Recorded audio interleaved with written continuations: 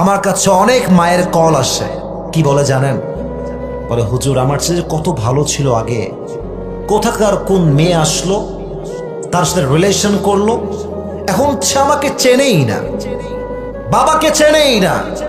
শুধু প্রেম নয়, অনেক যুবক বিয়ের মতো হালাল কাজ করেও বউকে পেয়ে তার মাকে ভুলে যায়।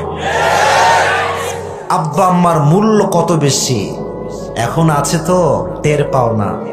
যখন 3.5 হাত মাটির কবরে যাবে আব্বা আম্মা, তখন বুঝবা পুরো দুনিয়ায় হচ্ছে স্বার্থপর মানুষ তার ভরে গিয়েছে। এখন তো সবাই তোমারে কয় আই লাভ ইউ, মাশাআল্লাহ তুমি অনেক ভালো ছেলে, অনেক ভালো। কেন? আব্বা বেঁচে আছে, মা বেঁচে আছে।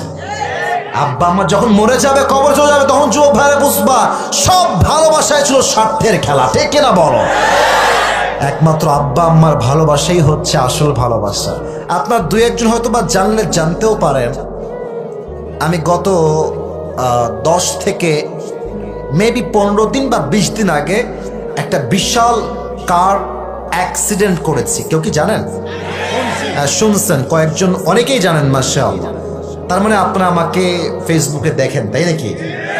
আচ্ছা আচ্ছা, আমি বলি, আমি এই ওয়াজের কথাই বলছি, ওয়াজের বাইরে কথা নয়।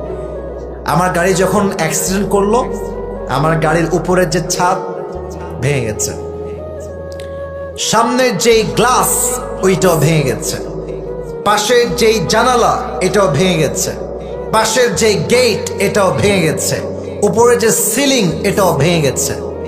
নাথিং লেফট, কিচ্ছু বাকি নাই।